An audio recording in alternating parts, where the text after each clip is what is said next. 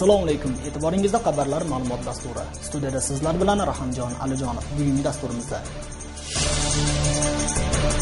Qorasuv rayonining Savay qishloq hukumatining deputatlari qishloq rahbarini xizmatidan ketishini talab qilishmoqda. Jalolobodda 12 yoshli qiz baland binodan qulab vafot etdi. O'sh shahar jurnalistlari so'z erkinligini cheklashga yo'naltirilgan qonun loyihasiga qarshi ekanliklarini bildirdi. Qorasuv rayoni Savay qishloq hukumatining deputatlari mazkur okrug yetakchisi Azizbek Aytqurbanovga nisbatan ishonchsizlik bildirib, uni xizmatdan ketishligini talab qilishmoqda. Bunga uning xazinadagi mablag'dan maqsadsiz foydalanganligi sabab qilinmoqda.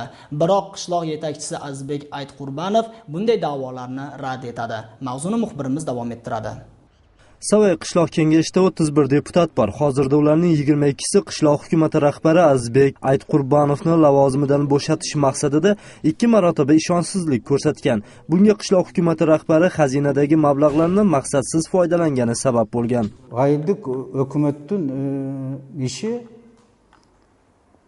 baş alaman tartipsizlik bilen budjetlik nemelerden budjetlik qarajatın mınavi neme çıgım jagı öte bir mындай көзөмөлдөн чыгып кеткен да. Эмне үчүн көрсөткөнүбүздү Ош Жалал-Абад областарындагы эсеп палатасынын актысынын негизинде көрсөткөнбүз. Ал жерде көрсөтүлөт. Айыл өкмөт башчысы Айткурбанов Азизбектин доорунда мына иштер мыйзамсыз болгон. 49-беренесинин 7 жана 9 пункту боюнча 7 пункту жана 9 пункту боюнча айыл өкмөт башчысы биздин мыйзам боюнча азыр иштебеш керек болчу. Biroq bu ayblovlarni qishloq hukumati rahbari Azizbek Aytqurbanov inkor qiladi. Xalq vakillarining unga ishonchsizlik ko'rsatganini u o'ziga nisbatan qarshilik deb baholadi. Qargan ishlarimiz ko'zga ko'rindikli эле болот деп ойлойм. Ишенбестик көрсөтүүгө негиз жок деп ойлойм да. Мына көмүр алып келүү боюнча эле тендерден мен алардын айткан ой пикирлерин аткарбай койдум эмес. Алардын ойлогон ойлору ишке ашпай калды деп ойлойм да. Ошон үчүн тендерный комиссия тендер өткөрөт. Протокол вскрытия болот, протокол процедур болот, протокол закупки товаров баарын толтуруп келгенден кийин мен договор түзүп келишимдин негизинде бизге көмүр алып келип берет. Qishloq kengashining 24 deputati o'tgan yili 18-oktyabrda ishonchsizlik ko'rsatishgan. Undan 3 oy o'tmay qishloq kengashining sessiyasida xizmat vazifasiga ishonchsizlik bildirib, qaror qabul qilishgan. Biroq ayni qishloq kengashining yana bir deputati Ulanbek Matqasimov o'tgan 2 sessiyani noto'g'ri o'tdi deb hisoblaydi. Deputatlar to'liq qandu qatnashgan yo'q.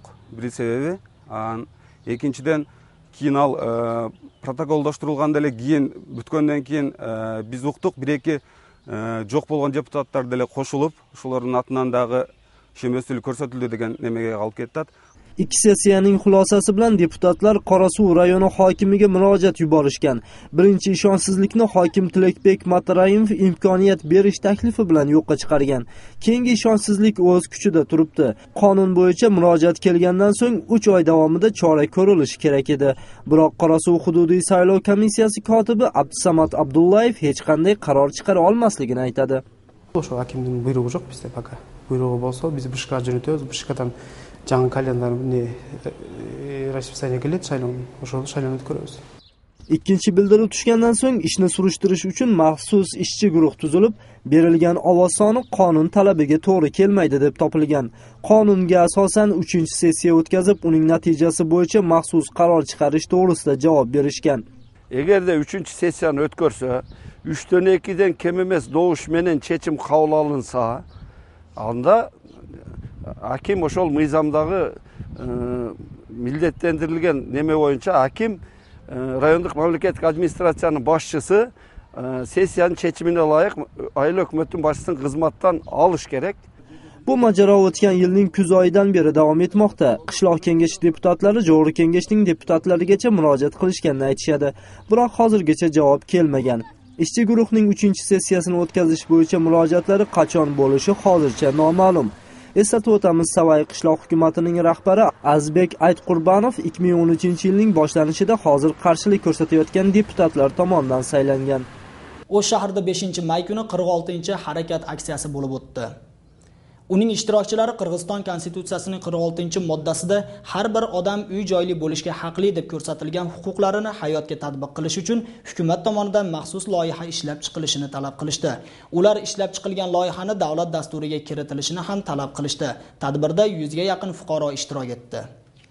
İş-çarada biz özüdün profsoyuzlarning müçelerini aytib ketkenmiz. Bu iş-çaranın negizgi maksatlarını oşonu uqqan bizdin jaranдар, şu Oştun turgundары, şu uy-joy menen камсыз болуп турган, ошолорго зарыккан элдер, биринчиден бюджетниктер, айлыкка жашап аткандар, бул жерде квартираларда жашап аткандар, общежитияда жашап аткандар, muhtajlar shu yerga kelib qatnashib o'tiradi. Jalolobod shahridagi ko'p yillardan buyon qarovsiz qolgan eski un kombinatining binosi ustiga 2 nafar balog'atga yetmagan qiz chiqib, ulardan biri yerga qulab tushib vafot etgan. 12 yoshdagi Aygerim o'rtog'i bilan binoga shaharni yuqoridan tomosha qilish uchun chiqishgan ekan. Voqea tafsilotlari bilan navbatdagi lavha orqali tanishasiz. Qachon kanikul kelayotgan, kanikulni sag'indim, o'zi boshim. Olsa o'zing bil. O'rtog'im borib aytgan. O'shanday deb qolishdi. Ko'rsam o'sha vaqtda ishlashib chiqamiz deb yurishgandi. Bular maktabga ketdim deb, onam maktabdan kiyinib, opasidan 20 so'm pul oldi, ana chiqishgan ekan. Joriy yilning 29-aprel kuni Jalolobod shahridagi ko'p yillardan beri qarovsiz qolgan eski un kombinatining binosida 2 yosh qizlar shaharni yuqoridan tomosha qilish maqsadida 7-qavatga chiqishgan. Natijada 5-sinf o'quvchisi binoning teshigidan tushib ketgan. 2002-yili tug'ilgan Aygerim Abdukarimova voqea joyida vafot etgan. Uning yaqinlarining aytishicha, bunga qadar ham bu imoratda o'spirin bola qazo topganini, yosh qizlar zo'rlangan, yana biri noristaning tanasi topilgan. Ödep taştap koygundu atça tarih mar söz söylüyoruz değil mi? Oşonu algandı negezi. Çok degende zagorat kılıp koydum bolup bolsa. Je bargan biri jarımda oşu жерге жолоп турбай же жана устункаларын баарын бузуп таштабай төбөгө бирөө чыкпай турган кылып койсо, бала эми мен уккан жок, нуксам мен жөнөтөм ошол жака. 12 yoshdagi Aygerim voqea sodir bo'lgan kuni otasidan maktabga bormasligini iltimos qilgan. U dugonasi bilan birgalikda shaharni yuqoridan ko'rishga qiziqib eski imoratga chiqqan. Bundan uning oilasi bexabar qolgan. Uydan jilbay o'tirib olaman deb qo'yib ketaverdim. Daim o'shun qancha mana 12 yoshga chiqqan chaqda men azerga borganimni bilsem, qo'ldan jetelep eme qilbay o'ylem. O'lerim bilsem balaket yönetem, aylığı da barbay o'yt bilen. Uyga kelasam bu qo'shnimizning qizi borgan ekan, qizini urib, o'sha qizi ilab kelib turishdi, shuni yig'ib tushdi deb ilagandan qayerda jetelib ketyapti. Qo'shilib bordik. Borgandan keyin skoriy qo'sha keldi. Arqasından skoridagi ayol kishi ekan, aytdi, o'lib qolibdir, ema militsiya chaqirg'ila dedi. Jalolobod shahar ichki ishlar boshqarmaligining voyaga yetmaganlar bilan ishlash bo'yicha bo'lim rahbari Nurg'ozi Bo'takanovning bildirishicha, bu voqea bo'yicha hozirda tergov ishlari olib borilmoqda. Ortida turgan teshikni bayqash ishdan tushib ketgan. Endi bu qiz klass yetakchisidan javob so'ragan ekan. Saboqqa kelgan emas, talabchi javob so'rab, shunday bir belli sebepler men maktabga bora olmayman deb klass yetakchisidan javob so'rab, ana shu ish bo'ldi. Hozirgi vaqtda tergov amallari yuribdi. Bu fojiaga sabab bo'lgan eski un kombinati Taraqqiyot partiyasining lideri Baqit To'rabayevga tegishli ekani haqida ma'lumot bor. Bu voqea bo'yicha Taraqqiyot partiyasining Jo'g'ri kengashining deputati Mirlan Bakirov shunday fikr bildirdi. Cheyindel o'sha yerda direktor bo'lib ishlab turganda bir top jolu shahardagi yetakchilarga yetkirib turganmiz. O'sha yerda men bayqachilim o'quvchi balдар chiqib olib turib, shaharni ko'ramiz deb, boshqa qilamiz deb chiqib olib, o'sha yerda o'ynab yurganlarini ko'rchimiz. O'sha yerda bizning qarovlar звонок etib, tegishli жактарга xabar berib turchu. Al жерде içindagi temir tezekni talab tonop ketgenden keyin bir top bayanday teshik yamalar paydo bo'lgan. Өтө кооптуу. Бул жаш бала эмес, чоң адистер дагы ал жерде чыгыштан кооптонуп турат. Мына ошону эске алып туруп, кимдин зданиясы болбосун, керек болсо иштетсин, иштетпесе анда таптакыр тип-тип кылып бузуп туруп, ушундай бир кооптуу жайдан кутулуш керек. Же тосуп ар тарабын киргенге тоскоолдук боло турган жагдайды түзүш керек. Эмесе алда кырсык дагы болбойт деп эч ким кепилдикке ала албайт. Marhumning ota-onasi bu kabi qarovsiz imoratlarga mas'uliyatsizlik bilan yondashayotganlarni nazoratga olish zarurligini bildirmoqda. Talg'at Bakiyev, Davron Nasibxonov, Azam Buzurikov, Intimaq.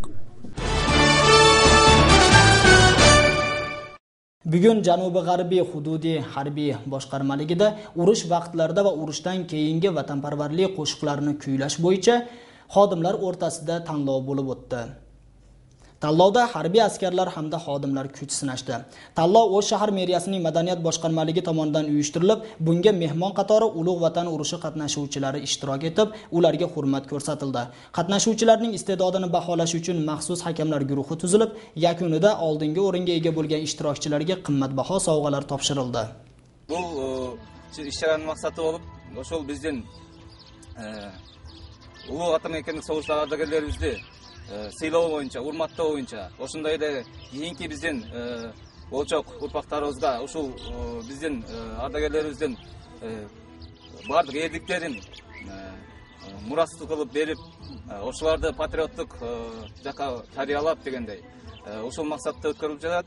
Анан ушул иш-чарада конкурста негизинен биздин аскер бөлүктөрүнүн Ош шаарынын Ош гарнизонунун, то есть башкача айтканда аскер бөлүктөрүнүн аскер кызматчылары катышып атат.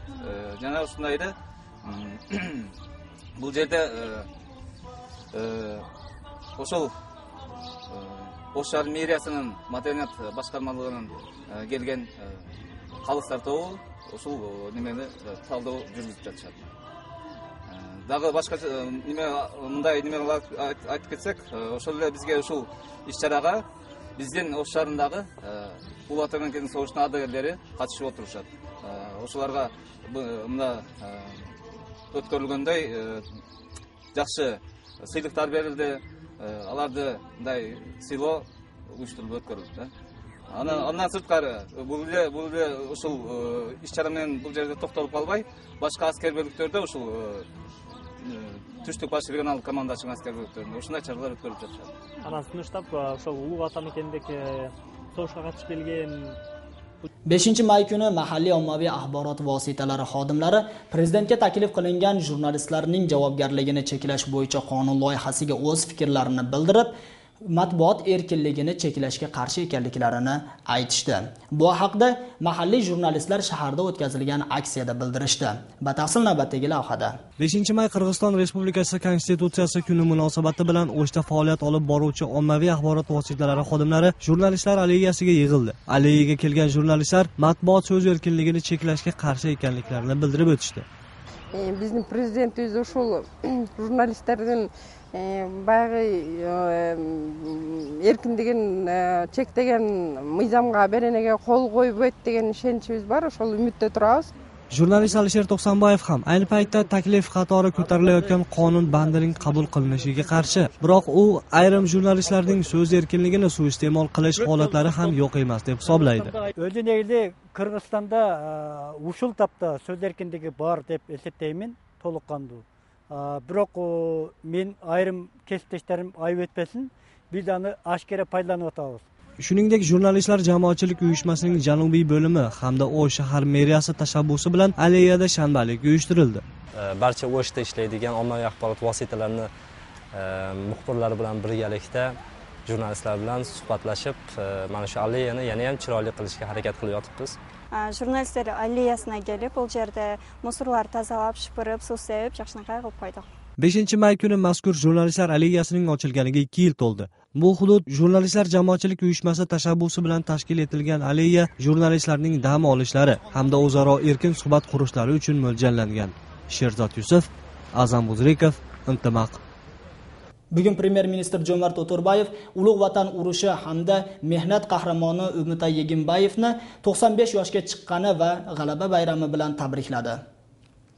Bayramona dasturxon ustida Jo'mart O'to'rbayev faxriyga mustahkam sog'lik, kelajakka umid va ishonch bilan faxrlanishga ko'pgina sharoitlar bo'lishini xohladi. Umita Yegimbayev Ulug' Vatan urushida Germaniyani yengganligi, mehnatdagi muvaffaqiyati, Germaniya ustidan g'alabaning 20 yilligi, mehnatdagi qahramonligi uchun Leninning 100 yilligiga qarata qahramonlik mehnati ko'krak nishonlari va Qirg'iziston SSRning Oliy ittifoqining maqtov qog'ozi bilan taqdirlangan. Ulug' g'alabaning 69 yillik munosabati bilan Jo'mart O'to'rbayev Premier Ministrning rezervli fondidan Qirg'iziston Respublikasi hukumat apparatining sobiq xodimlari Ulug' Vatan urushi qatnashuvchilariga Umita Yegimbayevga 30 ming so'm, O'rmonbek Alapayevga 10 ming so'm, Makay Usupovga 10 ming so'm mablag' ajratilishini topshirdi.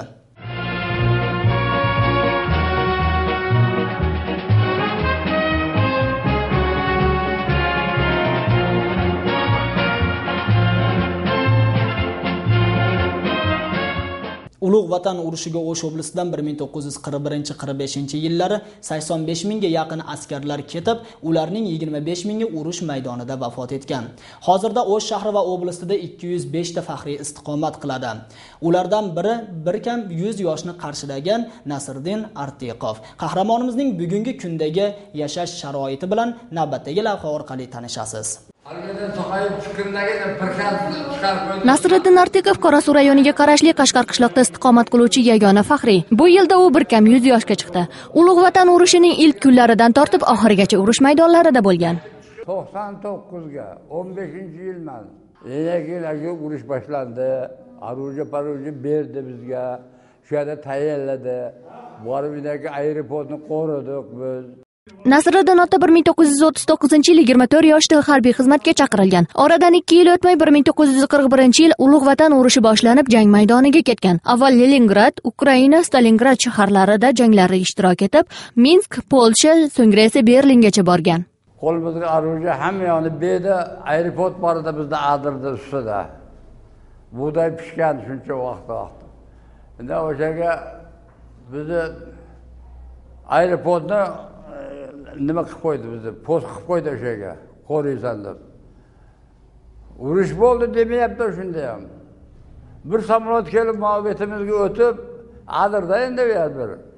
Mayoq orqamizga o'tib bir nima qirg'ich qo'ndi. Nasriddin Artiqov 4 qiz, 5 o'g'il, 70 dan ortiq nabira va 10 chevarani tarbiyalab, boshidan o'tkazgan og'ir kunlarni bolalarga aytib keladi. 9-may g'alaba kuni yaqinlashganida uni doimo hayajon bilan kutib olishini aytadi otaning qizi. 9-may bayrami doim biz uchun katta bayram bo'lib nishonlanadi. Bizni dadamiz urushni ko'p ko'rgan, shuning uchun bizga doim gapirib turadi. Har shu 9-mayda biz urushni ko'rdik, senlar ko'rishmagin hech qachon, tinchlik bo'lsa yurtimizda deb doim shuni bizga aytib yuradi. Nasriddin Artiqov Ulug' Vatan urushida ishtiroki uchun bir qancha orden, medallar bilan taqdirlangan. 1941-45-yillarda O'sh oblastida 85 mingdan ortiq askar frontga ketgan. Ularning 25 mingi jang maydonlarida qurbon bo'lgan. Bugungi kunda O'sh shahri va oblasti bo'yicha 205 nafar urush faxriylari qolgan. Hilol Ashur va Azam Buzrukov, Intimaq. O'sh shahar elektr energiyasini sotish mahkamasi endi Manasata kichik rayonida o'z faoliyatini yurgizmoqda. Mazkur mahkama binosining eskiligi yetganligiga bog'liq yangi yerga ko'chirilgan. Shu sabab energiyani sotish mahkamasi Qosimbekova ko'chasidagi avvalgi tekstil ishxonasining yonida joylashganini bildirdi.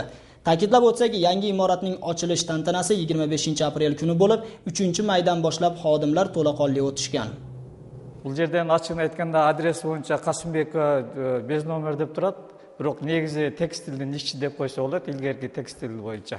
Бұл дағы қошымша біз рекламада айтабыз, қандай жол басымен. Анан бұл жақта бүт барды көрініп тұрады, жазушылар болады, енегіз бүттен. O'shalarga kelib tavab olsa bo'ladi. Xabarlar ma'lumot dasturimiz o'z nihoyasiga yetdi. O'lkamizda va xorijda kechayotgan tezkor xabarlar bilan 3w.intimaq.kg sayti orqali ham tanishsangiz bo'ladi. Ertangi dasturimizda yana qayta didorlashguncha xayr, salomat bo'ling. Oldinda sizlarni ob-havo ma'lumoti kutmoqda.